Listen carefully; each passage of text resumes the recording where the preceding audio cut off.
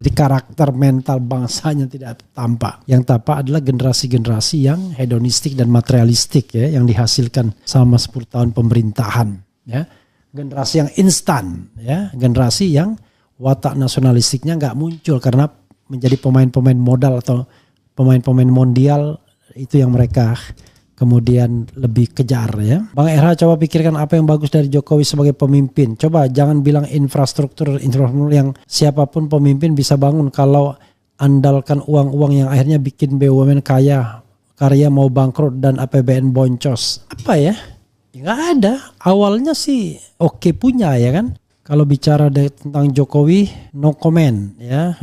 Kita akan bahas, ini berita menarik ya, soal dosa-dosa Jokowi selama 10 tahun jadi presiden sebagaimana yang dikutip oleh Tempo ya. Menarik ini. Barangkali Jokowi tidak akan bisa tidur.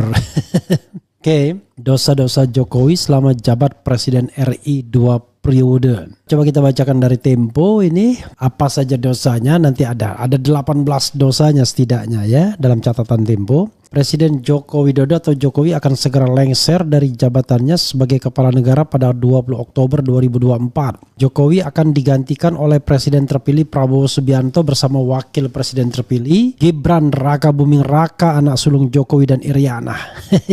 yang bikin kita males ya. Jokowi adalah politikus Indonesia yang lahir di Surakarta, Jawa Tengah pada 21 Juni 61. Dia merupakan lulusan Fakultas Kehutanan Universitas Gadjah Mada UGM ya, yang masih dipersoalkan ijazahnya. Setelah lulus kuliah, Jokowi sempat bekerja di PT Kertas Craft Aceh, namun dia memutuskan untuk kembali ke Solo dan memulai bisnis mebel lalu mendirikan CV Rakabu pada 1988. Jadi ketika reformasi 98 dia masih menyerut kayu ya. Jokowi akhirnya terjun ke dunia politik pada 1998 ya, dengan bergabung bersama Partai Demokrasi Indonesia Perjuangan PDIP. Karir Jokowi di pemerintahan dimulai sebagai wali kota Solo pada 28 Juli 2005 hingga 1 Oktober 2012 ya. Luar biasa nih memang Presiden Jokowi ya. Setelah itu ia menjabat sebagai Gubernur DKI Jakarta pada 15 Oktober 2012 sebelum terpilih sebagai presiden pada pemilihan presiden 2014 dengan dukungan utama dari PDIP. Pada periode pertama pemerintahnya ia didampingi oleh Yusuf Kalla. Dalam pemilihan presiden 2019, Jokowi terpilih kembali sebagai presiden dengan wakil presiden Ma'ruf Amin. Selama 2 kampanye pemilihan presiden tersebut, Jokowi sering digambarkan sebagai politisi yang dekat dengan semua kalangan dan merakyat. Melalui narasi Jokowi adalah kita yang muncul pada 2014. Selama periode pertama kepemimpinannya, pembangunan infrastruktur menjadi program prioritas pemerintahan Jokowi. Saat itu mantan wali kota Solo tersebut merumuskan 9 agenda prioritas pemerintah yang dinamai dengan nawacita atau 9 janji politik.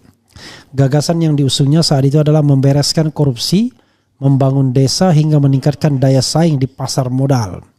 Pada periode kedua, fokusnya beralih pada pembangunan dan peningkatan kapasitas sumber daya manusia Indonesia agar dapat bersaing dengan negara lain dan tidak terjadi ya.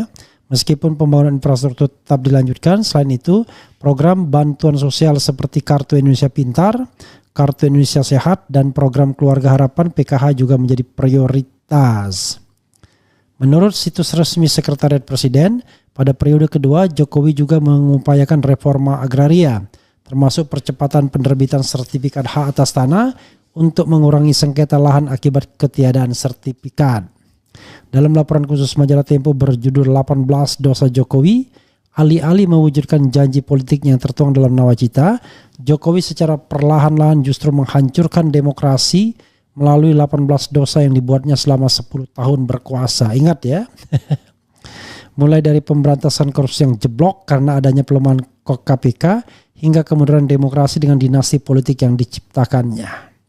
Jadi sobat era sekalian, ini yang namanya nawa dosa ya. Ini 18 ya. Jadi nawa dosa. 18 dosa Jokowi selama menjadi presiden Indonesia 2014-2000 berkebalikan dengan nawacita ya. Jadi double nawacita. Oke, alih-alih mewujudkan 9 janji pemerintahnya yang tertuang dalam nawacita, Presiden Joko Widodo malah pelan-pelan menghancurkan demokrasi. Kami mencatat setidaknya ada 18 dosa Jokowi yang dibuat selama 10 tahun ia berkuasa. Apa saja itu? Ini menurut Tempo ya. 1. Dinasti dan oligarki politik. Ya. Jadi 1. Dinasti dan oligarki politik. Oh ya, sobat era sekalian, jangan lupa ya menonton interview saya dengan Habil Marati. Ini sosok unik, membantu bahkan rela keluar duit buat Prabowo selama berapa kali, tiba-tiba kemudian mendukung Anies Baswedan dan kalah. Jadi semuanya kalah, menangnya dinikmati orang lain ya. Mati ketawa cara Habil Marati ya. Silakan nonton jam 20.00 nanti ya. Kita lanjutkan pembahasan soal double nawadosa ini ya. Jadi kalau kita bicara dinasti dan oligarki politik itu sudah terjadi ya. Dengan fenomena 3 saudara dan menantu, yaitu Gibran Raka Buming Raka, Bobi Nasution, dan kemudian terakhir Kaisang Pangarep. 2, pelemahan institusi demokrasi ya. Yang paling nyata adalah pelemahan DPR, itu paling nyata ya. DPR hanya membebek saja. Kemudian 3 TNI di ranah sipil, dui fungsi ABRI yang kita tahu menjadi salah satu agenda reformasi tiba-tiba oleh Jokowi dihidupkan kembali ya. Jabatan-jabatan TNI di ranah sipil tiba-tiba makin banyak ya. 4, konflik Papua tak kunjung padam. Ini adalah soal laten ya, yang juga tidak berhasil diselesaikan Jokowi. Runtuhnya sistem pendidikan ya. Sistem pendidikan makin tidak jelas, makin berorientasi pada hal-hal yang barangkali sangat materialistik ya, dipimpin oleh seorang yang katanya tahu masa depan tapi tidak terlalu tahu masa lalu sehingga ada discontinue di sana. Jadi karakter mental bangsanya tidak tampak. Yang tampak adalah generasi-generasi yang hedonistik dan materialistik ya, yang dihasilkan selama 10 tahun pemerintahan ya. Generasi yang instan ya, generasi yang watak nasionalistiknya nggak muncul karena menjadi pemain-pemain modal atau pemain-pemain mondial, itu yang mereka kemudian lebih kejar ya. Kemudian watak patron klien kepolisian ini yang membuat kita miris karena kepolisian akhirnya cuma mengabdi pada kekuasaan. Siapapun yang berkuasa maka disitulah polisi mengabdi ya, bukan lagi sebagai alat negara tapi alat penguasa. Kemudian politisasi kejaksaan, demikian juga kejaksaan ya, tidak kunjung dijadikan lembaga yang independen, tapi justru yang terjadi adalah jaksa agung yang ditunjuk itu yang orang-orang politik semua. Pertama orang Nasdem pada periode awal, periode kedua orang PDIP ya. Pelemahan KPK ini sudah terjadi sejak 2019 di akhir masa pemerintahan, di mana ada undang-undang yang memperlemah KPK. Kemudian kegagalan menangani pelanggaran HAM berat, KM 50 Kanjuruhan ya, menjadi satu catatan.